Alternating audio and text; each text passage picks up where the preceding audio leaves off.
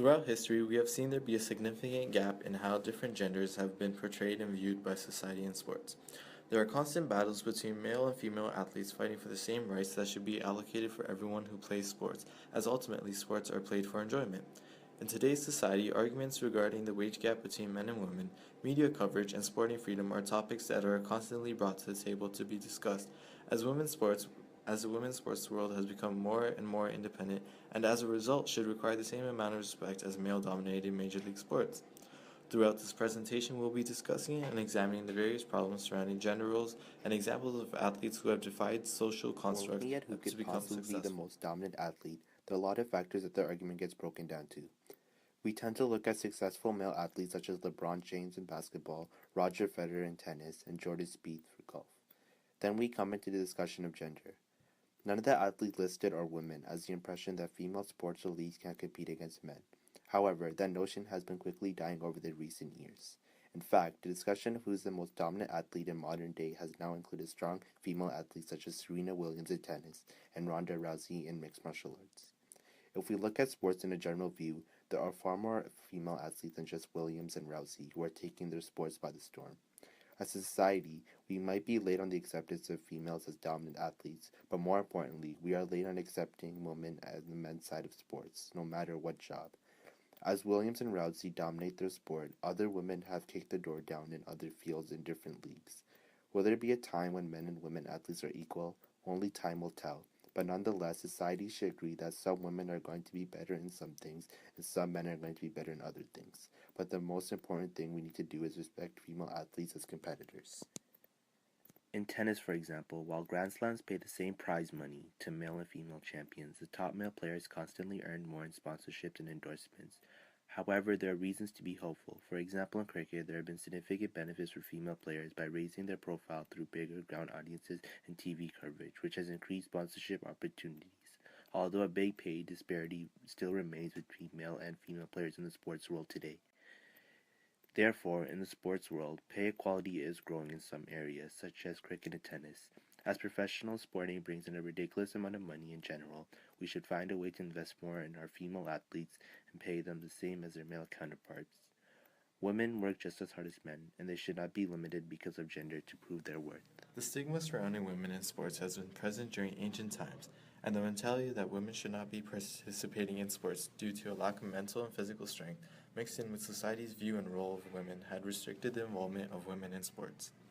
Times have changed, however. When the Olympics came around and the women were finally given a chance to participate in the events, they, however, faced harsh and negative reviews by the public and media.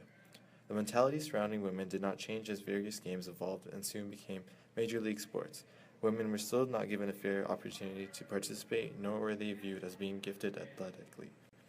A common example of such a case where a woman was not given a fair opportunity is the case of Vernie Beatrice Jackie Mitchell, who was one of the first female baseball pitchers to pitch in Major League Baseball. She had managed to strike out Babe Ruth and Lou Gehrig back-to-back, two of the greatest to ever play the game. However, the teams and league overall saw this accomplishment as an embarrassment and decided to act upon it by terminating the contract of Mitchell and no longer allowing women to join any Major League Baseball teams from then on. This case is just one of many where women are not given equal opportunities to showcase their talents and athletic abilities. As a result, many women are given excuses such as their inability to cope with the mental and physical stress of such demanding activities, and are also treated to various ideologies by those who do not support the involvement of women in sports, such as women developing masculine. As time progressed, there was an increase in the involvement of women in various sporting divisions and the Olympics. But one of the more significant events that occurred which opened the door for all athletes was the London Olympics in 2012. The Olympics Committee had decided that the Olympic event would be available to both males and females, rather than having specific events for just one gender. This was monumental as there was a significant rise in the number of female athletes participating in various events from all over the world. Previous Olympics had only allowed certain events to be open for specific genders, which limited participation and often discouraged women from participating in a male-dominated event, or the other way around, where men would be discouraged from participating in a female-dominated event.